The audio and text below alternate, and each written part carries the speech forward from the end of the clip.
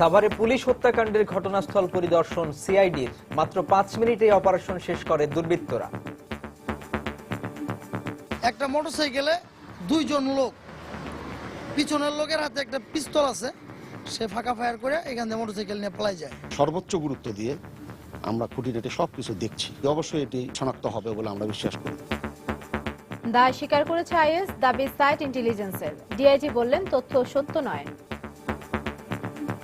আইএসের কোনো সংগঠন বাংলাদেশে আছে বলে আমাদের জানা নেই। দেখছিলেন প্রধান শিরোনাম। রাত 11টার সময় সঙ্গে আছি আমি ইশরাত জাহান এবং আমি সাজিদ রাজু। এবার অন্যান্য শীর্ষ সংবাদ। ব্লগার হত্যা ও হামলায় জড়িতদের গ্রেপ্তার দাবিতে স্বরাষ্ট্র মন্ত্রণালয় অভিমুখে গণজাগরণ মঞ্চের কফিন মিছিল, পুলিশের বাধা, স্মারকলিপি পেশ। তাভেলা সিজার হত্যার ঘটনায় বিএনপি নেতা সাবেক কমিশনার কাইয়ুমের ছোট ভাই মতিন ৮ দিনের রিমান্ডে। সেনাবাহিনীর কাছে অস্ত্র জমা দিল বান্দরবানের মুরং ন্যাশনালিস্ট পার্টির ৭৯ সদস্য। স্বাভাবিক জীবনে ফিরতে পেরে স্বস্তি, যথাযথ পুনর্বাসনের দাবি।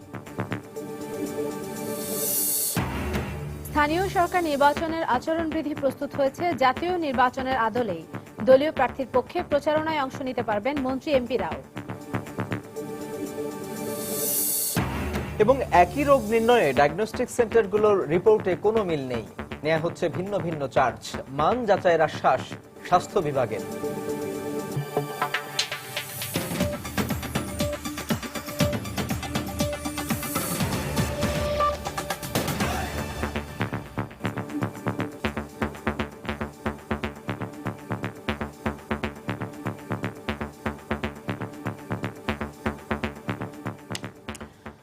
সাভারের বাড়ইপাড়ায় পুলিশ চেকপোস্টে মাত্র ৫ মিনিটেই অপারেশন শেষ করে আনুমানিক ২০ থেকে ২৫ বছর বয়সী দুই দুর্বৃত্ত।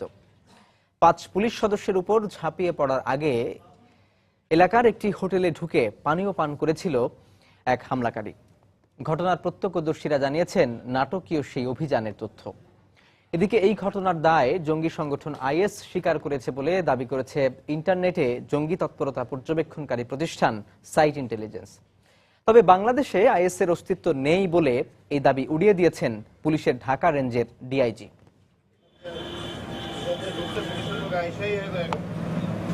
বৃহস্পতিবার সকালে ঘটনাস্থল পরিদর্শন করেন পুলিশের অপরাধ তদন্ত বিভাগ সিআইডি সদর দপ্তর থেকে যাওয়া তদন্তকারীরা। মাত্র ২ হামলাকারীর কাছে ৫ জন পুলিশ সদস্যের হার মানা এবং হামলাকারীদের প্রতিহত করতে এলাকাবাসীর কারো এগিয়ে না আসা নিয়ে বিস্ময় প্রকাশ করেন কেউ কেউ। আক্রমণের পর যে শালবনে ৩ পুলিশ সদস্য পালিয়ে যায় তার পেছনের বাড়ির বাসিন্দাদের সঙ্গেও কথা বলে সিআইডির তদন্ত দল। বাসিন্দাদের দাবি, এত আলোচিত ঘটনার পরও তারা সেদিকে যাননি। কুকুর অ্যাক্সিডেন্টে মরে গেলে তো মানুষ দেখতে যায় যে কি ব্যাপার, কি দেখি আপনি গেলেন না? যে মানে সকালে ঘুমাইছে তো, মানে ঘুমের খুব ছিল, ঠিক আছে। পরবর্তী এই পর্যন্ত বের হয়েছি, মানে লোকজন আইসে পড়ছে তো, লোকজন নাই তো আর যাওয়া হবে।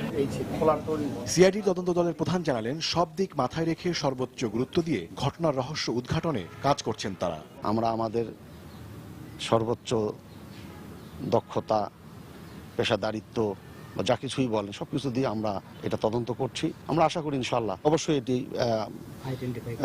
শনাক্ত হবে।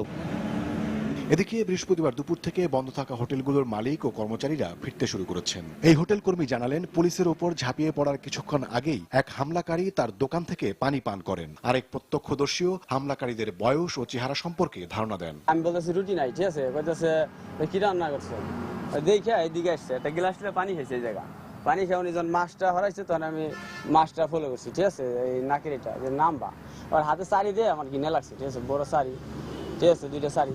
পরে উনি পানি খেয়ে দিক দিয়ে বেরিয়ে গেছে। আমি দেখতে পাই রাস্তার ঠিক এই জায়গাটায় একটা মোটরসাইকেলে দুইজন লোক, পিছনের লোকের হাতে একটা পিস্তল আছে, সে ফাঁকা ফায়ার করে এখান থেকে মোটরসাইকেল নিয়ে পালাই যায়। কালারটা আমার যতটুকু মনে আসে ছাই কালার হবে, আর লোকগুলার বর্ণনা মনে করেন সামলা, পিছের লোকটা আর কি লম্বা করে। এদিকে পুলিশ চেকপোস্টে হামলার দায় আইএস স্বীকার করেছে বলে ওয়েবসাইটে দাবি করেছে জঙ্গি তৎপরতা পর্যবেক্ষণকারী প্রতিষ্ঠান সাইট ইন্টেলিজেন্স গ্রুপ। আমাদের যে সমস্ত তদন্ত সংস্থাগুলো আছে, গোয়েন্দা সংস্থাগুলো আছে, তারা সকলেই এ ব্যাপারে তৎপর এবং আইএসের কোনো সংগঠন বাংলাদেশে আছে বলে আমাদের জানা নেই। এদিকে ঘটনাস্থলের কাছেই ওয়ালটন অফিসের সামনে থাকা সিসিটিভির ফুটেজ সংগ্রহ করেছে র্যাব। তবে রাস্তা থেকে অনেক ভেতরে হয় সেখান থেকে তদন্ত সহায়ক কোনো তথ্য পাওয়ার সম্ভাবনা কম বলেও জানান তারা। ওমর ফারুক, সময় সংবাদ, সাভার। ব্লগার ও প্রকাশক হত্যার সঙ্গে জড়িতদের গ্রেপ্তার ও বিচারের দাবিতে কফিন মিছিল করে স্বরাষ্ট্রমন্ত্রী বরাবর স্মারকলিপি দিয়েছে গণজাগরণ মঞ্চ। স্বরাষ্ট্র মন্ত্রণালয় অভিমুখে মিছিল নিয়ে জাতীয় প্রেস ক্লাব এলাকায় গেলে পুলিশের বাধার মুখে পড়ে তারা। এর আগে রাজধানী শাহবাগে জাতীয় জাদুঘরের সামনে থেকে গণজাগরণ মঞ্চের মুখপাত্র ইমরান এইচ সরকারের নেতৃত্বে দুপুর 12টার দিকে কফিন মিছিল শুরু হয়। জাতীয় পতাকা মোড়ানো 6টি কফিন কাঁধে নিয়ে মিছিল করেন তারা।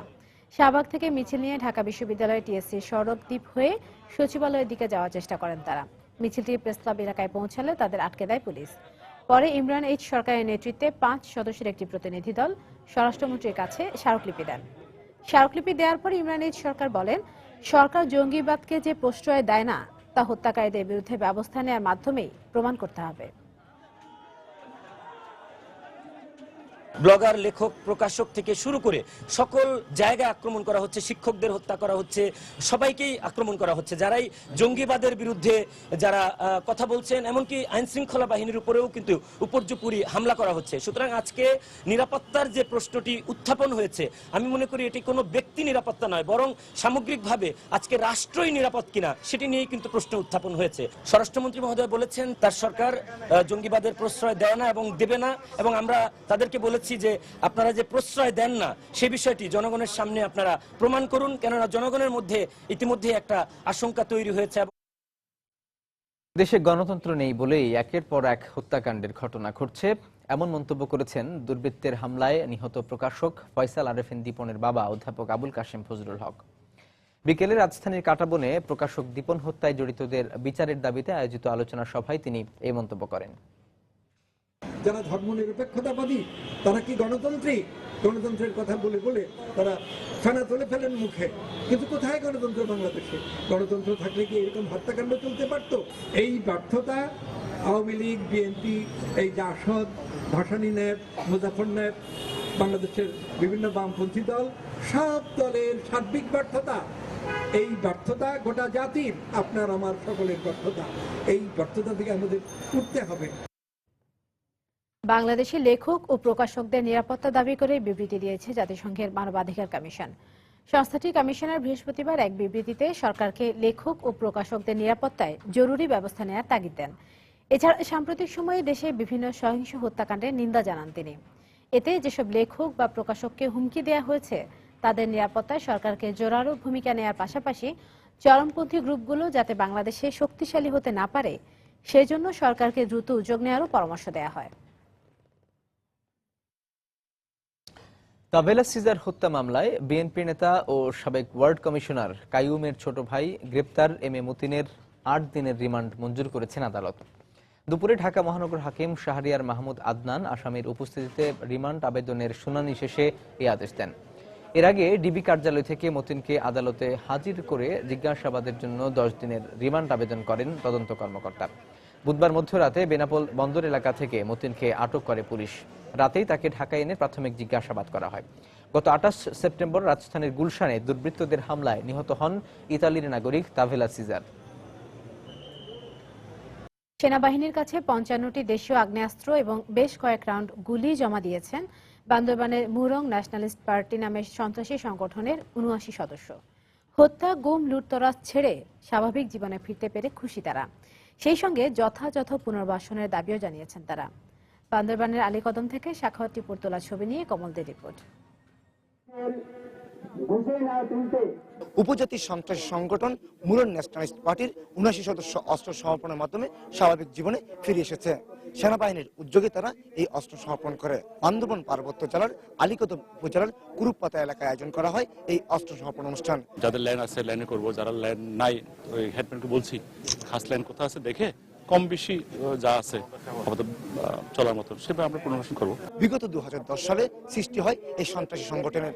গত 5 বছরে ভাতৃঘাতীর সংঘাত এবং অন্তদলীয় কোন্দলে দলটির প্রধান সহ 25 জন নিহত হয়। তারা যে এটা জীবন যাপন করতো ভুলভাবে, সেই ভুল পথ থেকে যাতে স্বাভাবিক জীবনে ফিরে আসে সেই ব্যবস্থাটাই করতেছি আমরা। সাম্প্রতিক সময়ে চাঁদাবাজি এবং অপহরণের মাধ্যমে মুক্তিপণ আদায় করত এই সন্ত্রাসী সংগঠন। এছাড়া প্রায়শই এখানে ভাতৃঘাতী সংঘাতের পাশাপাশি বাংলাদেশের সাথে তাদের দ্বন্দ্ব লেগেছিল।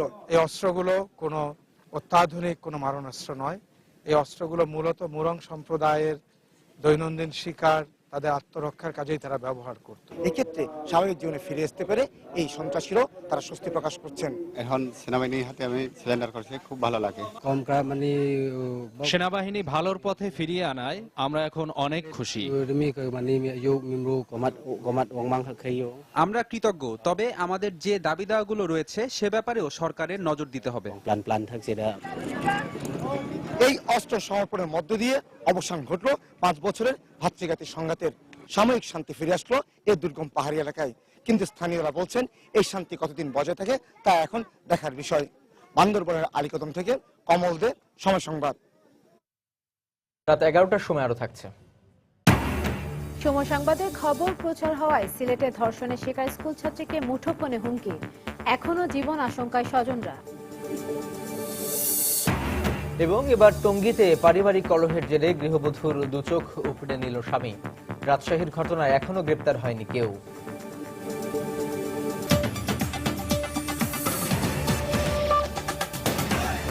তাই তো সবাই বলে শিল্পাল্লার দিন শেষ, মেগা ডিজিটাল স্কেলে বাংলাদেশ। শিক্ষা ও কূটনৈতিক ক্ষেত্রে দ্বিপাক্ষিক সম্পর্ক জোরদার করতে নেদারল্যান্ডসের সঙ্গে 4টি চুক্তিতে সই করেছে বাংলাদেশ। বুধবার নেদারল্যান্ডসে দুই দেশের প্রধানমন্ত্রীর উপস্থিতিতে এই চুক্তিগুলো সই হয়। বাংলাদেশ ও নেদারল্যান্ডসের মধ্যে রাজনৈতিক সমঝোতা বিষয়ে চুক্তি সই করেন দুই দেশের পররাষ্ট্রমন্ত্রী।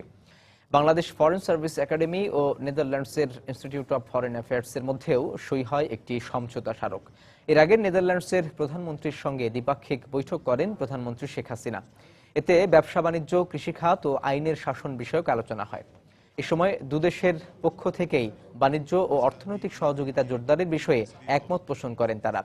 পরে প্রধানমন্ত্রী নেদারল্যান্ডসের বিখ্যাত বন্দর নটরডেম পরিদর্শন করেন। এ সময় প্রধানমন্ত্রীকে বন্দর ও এর ব্যবস্থাপনার বিভিন্ন দিক সম্পর্কে অবহিত করা হয়। এর আগে এক অনুষ্ঠানে বাংলাদেশের ডেল্টা প্ল্যান বাস্তবায়নে সব ধরনের আশ্বাস দেন নেদারল্যান্ডসের প্রধানমন্ত্রী।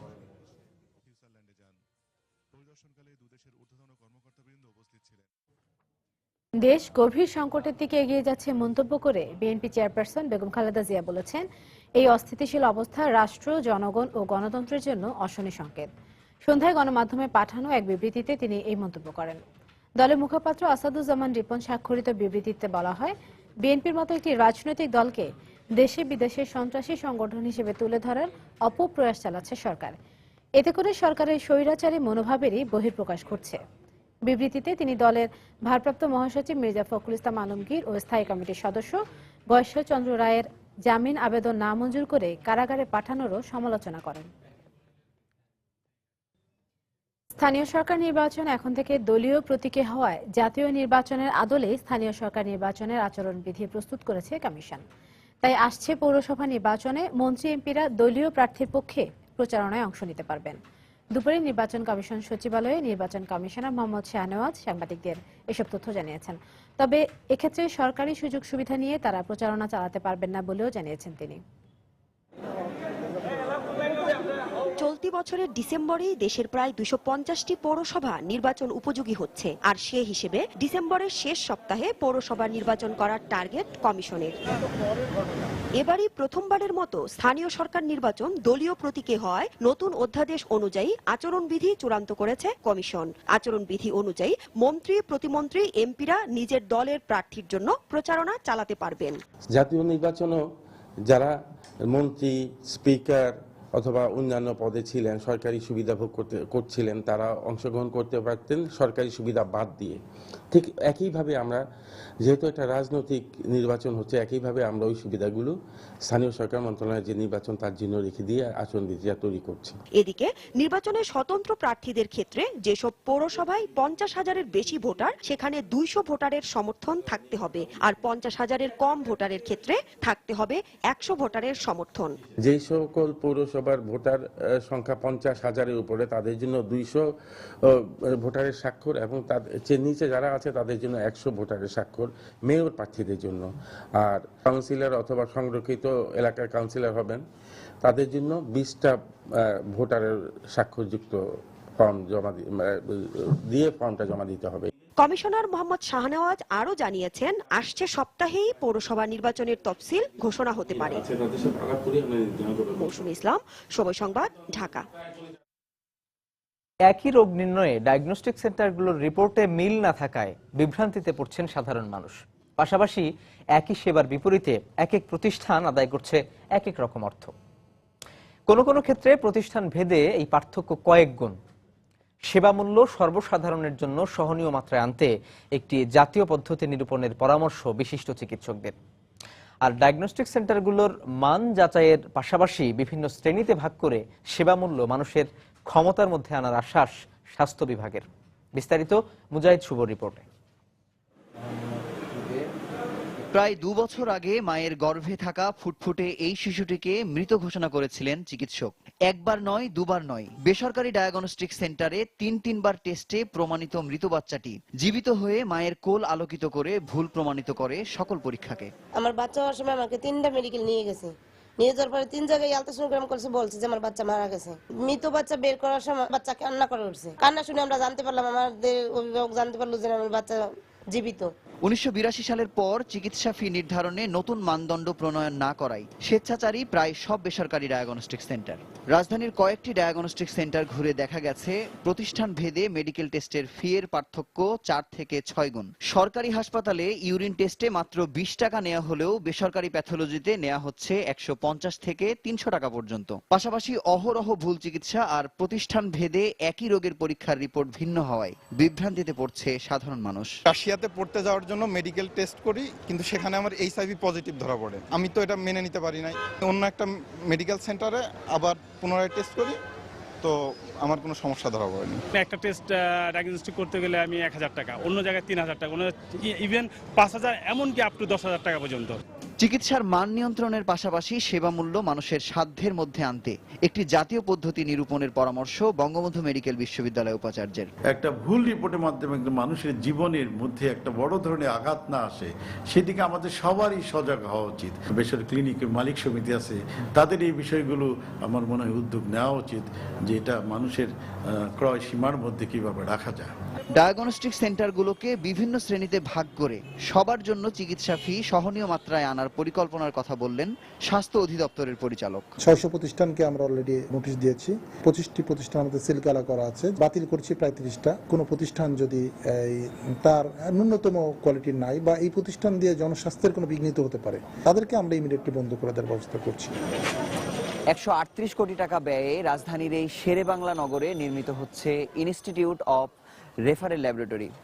রাজধানী সহ সারা দেশের প্যাথোলজি ও ডায়াগনস্টিক সেন্টারগুলোর মান যাচাই ও নিয়মিত তদারকির লক্ষ্যে এই ইনস্টিটিউট গুরুত্বপূর্ণ ভূমিকা রাখবে বলে আশাবাদ চিকিৎসক সহ স্বাস্থ্য বিভাগের। মুজাহিদ শুভ, সময় সংবাদ, ঢাকা। নিয়ম না মেনে হাসপাতাল ও ব্লাড ব্যাংক পরিচালনার অভিযোগে 7টি হাসপাতাল ও ডায়াগনস্টিক সেন্টারকে 13.5 লাখ টাকা জরিমানা করেছে র‍্যাব 2 এর ভ্রাম্যমাণ আদালত। এছাড়া প্রতিষ্ঠানগুলোর কর্ণধারকে 2 মাস করে কারাদণ্ড দেওয়া হয়েছে। এছাড়া 3টি প্রতিষ্ঠানকে সিলগালা করে দেওয়া হয়েছে। রাজধানী মোহাম্মদপুরের হুমায়ুন রোডে সকাল থেকে বিকেল পর্যন্ত স্বাস্থ্য অধিদপ্তর ও র‍্যাব 2 এর উদ্যোগে এই অভিযান পরিচালিত হয়। র‍্যাব জানায় প্রতিষ্ঠানগুলো বেশ কিছুদিন ধরে অবৈধভাবে ব্যবসা পরিচালনা করে আসছিল। এছাড়াও অনুমোদন ছাড়া ফার্মেসি ও ব্লাড ব্যাংক পরিচালনা করছিল বেশ কয়েকটি বেসরকারি হাসপাতাল। সিলেটের জাফলংয়ে এক স্কুল ছাত্রীকে ধর্ষণের ঘটনা নিয়ে সময় সংবাদে খবর প্রচার হওয়ার পর ওই মেয়েটির পরিবারের সদস্যদের ফোনে হত্যার হুমকি দিয়েছে অভিযুক্ত বখাটে। বিকেলে সময় সংবাদের কাছে অভিযোগ করেন নির্যাতিতার চাচা। মামলা সূত্রে জানা যায়, কয়েক মাস আগে বখাটে সাইদুর রহমান ধর্ষণ করে মেয়েটিকে। পরে বিষয়টি জানাজানি হলে সালিশের মাধ্যমে ঘটনা ধামাচাপা দেওয়ার চেষ্টা করে। এমনকি নির্যাতিতার পরিবারকে হত্যার হুমকি দিয়ে বাড়ি ছাড়া করা হয়। তবে চলমান জেএসসি পরীক্ষায় অংশ নিতে মেয়েটি আবার এলাকায় ফিরে এলে প্রভাবশালী বখাটে তাকে আবারও হত্যার হুমকি দেয়। এরপর থেকে বন্ধ হয়ে যায় মেয়েটির পরীক্ষা দেয়া। সবশেষ গত 27 অক্টোবর এ বিষয়ে আদালতে একটি মামলা করে নির্যাতিতার পরিবার। আর ঘটনাটি সময় সংবাদে প্রচার হওয়ার পর আবারও হত্যার হুমকি দেওয়া হয়েছে বলে অভিযোগ করেন নির্যাতিতার চাচা। ছেলের চাচা আব্দুল মেম্বার বা ফখরুল, এরা মানে খুবই হুমকি শুরু ফোন দিচ্ছে এবং ফোনের মাঝে খুবই গালিগালাজ করতেছে যে ছেলেটা আমার ভাতিজিকে দর্শন করছে, এই ছেলেটা বিদেশে চলে যাবে 2-4 দিনের ভিতরে। আমরা খবর পাইছি। আমি বিশেষভাবে আকুল আবেদন করে বলতেছি, এই ছেলেটা যেন পলাইয়া বিদেশে যাইতে না পারে, তাকে বিদেশে যাওয়ার আগে গ্রেফতার করা হোক এবং আমাদের জানেরও নিরাপত্তা দেওয়া হোক। আমরা হুমকি চামকি দেয়, আমরা বয়ে আছি, আমরা নিরাপত্তা পাই, আমরা নিরাপত্তা চাই, আমরা বিচার চাই। গাজীপুরের টঙ্গীতে পারিবারিক কলহের জের ধরে এক গৃহবধূর দুচোখ উপড়ে নিয়েছে স্বামী। দুপুরে এই ঘটনা ঘটে। এরপর থেকে স্বামী কামাল পলাতক রয়েছে। পুলিশ জানায়, পূর্ব আরিজপুর এলাকায় শফিকুল ইসলামের বাসায় ভাড়া থাকতেন কামাল ও তার স্ত্রী। পারিবারিক কলহের জের ধরে দুপুরের কোনো এক সময় কামাল তার স্ত্রীকে হাত পা বেঁধে দুচোখ উপড়ে ফেলে। পরে বাইরে থেকে দরজা লাগিয়ে পালিয়ে যায় কামাল। বিকাল 4টার দিকে গোয়ানির শব্দ পেয়ে প্রতিবেশীরা পুলিশে খবর দেয়। পরে ঘটনাস্থল থেকে রক্তাক্ত ও অচেতন অবস্থায় তাকে উদ্ধার করে হাসপাতালে নিয়ে যায় পুলিশ।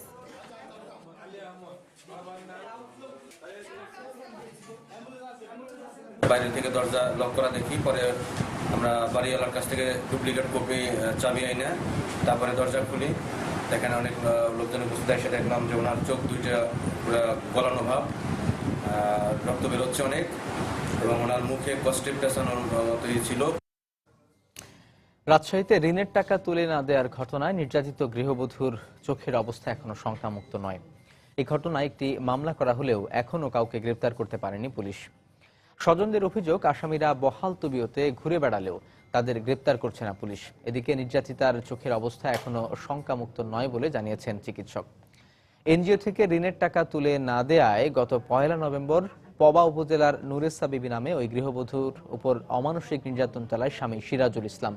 এক পর্যায়ে আঙুল দিয়ে তার দুচোখ উপড়ে ফেলার চেষ্টা করা হয় বলে অভিযোগ করে স্বজনরা। পরে আশঙ্কাজনক অবস্থায় তাকে রাজশাহী মেডিকেল কলেজ হাসপাতালে ভর্তি করা হয়।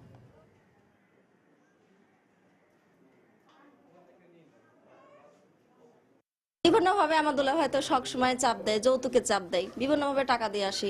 কিছুদিন আগেও কিস্তিওয়ালা এসে আমাদের বাসায় বসেছিল, আমাদের কমিশনার এসে সে কিস্তিওয়ালা পাঠায়। এটাকে 2 লাখ টাকা আমরা শোধ করেছি।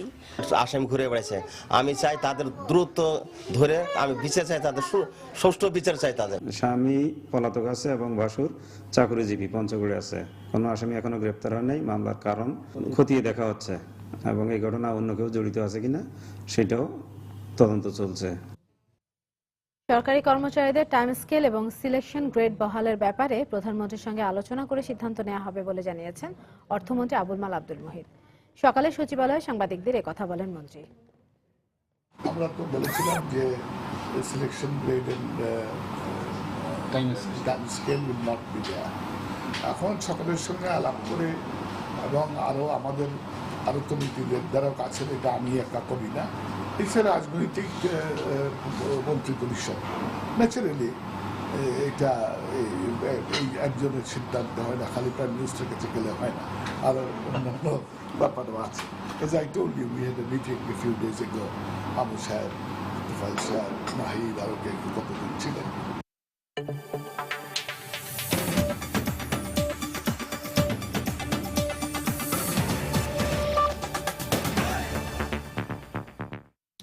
লেবাননের উত্তর পূর্বাঞ্চলে আত্মঘাতী বোমা হামলায় কমপক্ষে 6 জন নিহত এবং আহত হয়েছেন আরও 9 জন।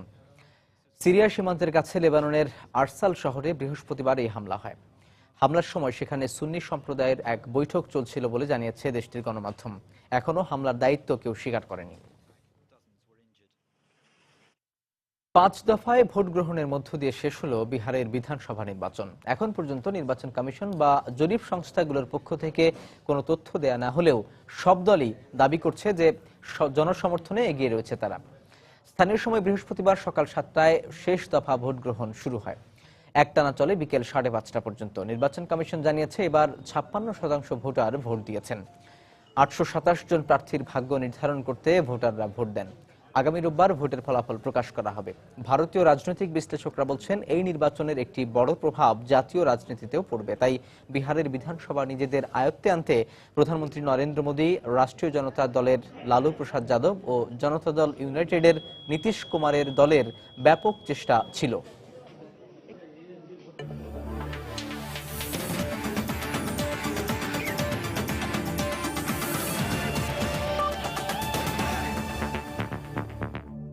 বিসিবি একাদশ ও জিম্বাবুয়ে প্রস্তুতি ম্যাচের খবর।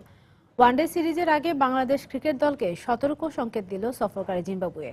ফতুল্লায় একমাত্র প্রস্তুতি ম্যাচে মাশরাফি মুশফিকদের বিসিবি একাদশকে 7 উইকেটের বড় ব্যবধানে হারালো জিম্বাবুয়ে। প্রথমে ব্যাট করে 8 উইকেটে 277 রান করে বিসিবি একাদশ। জবাবে 3 উইকেট হারিয়ে জয়ের লক্ষ্যে পৌঁছে যায় সফরকারীরা। জুলাই থেকে আন্তর্জাতিক ক্রিকেটের বাইরে থাকা বাংলাদেশকে প্রতিপক্ষ হিসেবে পেয়ে প্রস্তুতি ম্যাচে দেখা মিলল ভিন্ন এক জিম্বাবুয়ে। আফগানিস্তানের বিপক্ষে ঘরের মাঠে বধ হল পুরনো প্রতিপক্ষকে পেয়ে সফরকারীরা এবার হলেন শিকারী। বিসিবি একাদশের দেয়া মাঝারি মানের সংগ্রহ তাড়া করতে নেমে ক্রেগ আরভিনের 95 ও শন উইলিয়ামসের 54 রানের দুর্দান্ত ইনিংস ইঙ্গিত দিল সহজ হতে যাচ্ছে না জিম্বাবুয়ের বিপক্ষে টাইগারদের হোম সিরিজ। কম যাননি অধিনায়ক এলটন চিগুম্বুরা। 64 রানের দুর্দান্ত এক ইনিংসে নিশ্চিত করেন সফরকারীদের বড় জয়। তখনও বাকি ছিল 20টি বল। প্রস্তুতি ম্যাচে 11 জন ব্যাটিং করলেও বিসিবি একাদশের পক্ষে খেলেছেন 14 জন, বোলিং করেছেন 8 জন। সবাই ছিলেন বেশ খরুচে। আর ডেঙ্গু জ্বর থেকে সেরে ওঠা মাশরাফি ছিলেন তুলনামূলক মৃতবায়ী। 7 ওভার বল করে 31 রান দিয়ে পাননি কোনো উইকেট। এর আগে টস করে ব্যাটিং এর শুরুতেই বিসিবি একাদশকে উড়ন্ত সূচনা এনে দেন দুই উদ্বোধনী ব্যাটসম্যান ইমরুল কায়েস ও এনামুল হক বিজয়। 105 রানের জুটি করে সাজঘরে ফেরার আগে নামের পাশে 56 রান যোগ করেন ইমরুল। বিজয় ফেরেন 52 রানে। এর পরের গল্পটা শুধুই মুশফিকের। টাইগারদের নির্ভরযোগ্য এই ব্যাটসম্যান বেশ ভালোভাবে সারলেন ব্যাটিং অনুশীলন। 84 বলে অপরাজিত রইলেন 81 রানে। অন্যদিকে হোম সিরিজে 14 সদস্যের টাইগার স্কোয়াডে থাকা সাব্বির দিলেন ব্যর্থতার পরিচয়, ফিরলেন 1 রানে। আর জাতীয় লিগে দুর্দান্ত ফর্মে থাকা শাহরিয়ার নাফিস করলেন 38 রান। ফলে দাপুটে শুরুর পর 277 রান নিয়ে সন্তুষ্ট থাকতে হয় টাইগারদের। 16 জনের ম্যাচে জিম্বাবুয়ের হয়ে বল করেন 10 জন বোলার। আর ব্যাটিং স্বর্গে 277 রান যে যথেষ্ট ছিল না তাই স্পষ্ট হয়ে যায় দিনের শেষ বেলায়। ক্রিকেট বিশ্বের পরাশক্তিদের কুপকাত করা টাইগাররা 2 বছরের বেশি সময় পর বধ হলেন হোয়াটমোরে জিম্বাবুয়ের কাছে। হোক না তা প্রস্তুতি ম্যাচ। শায়লা পারভিন, সময় সংবাদ, ফতুল্লা।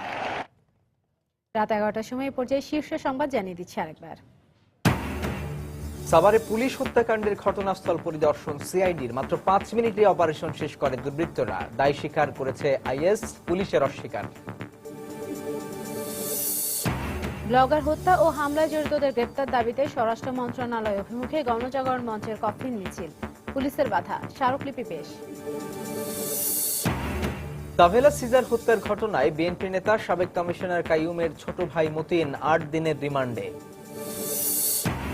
সেনাবাহিনীর কাছে অস্ত্র জমা দিল বান্দরবানে মোরং ন্যাশনালিস্ট পার্টির 79 সদস্য। স্বাভাবিক জীবনে ফিরতে পেরে স্বস্তি, যথাযথ পুনর্বাসনের দাবি। এবং স্থানীয় সরকার নির্বাচনের আচরণবিধি প্রস্তুত হয়েছে জাতীয় নির্বাচনের আদলেই। দলীয় প্রার্থীর পক্ষে প্রচারণায় অংশ নিতে পারবেন মন্ত্রী এমপিরাও।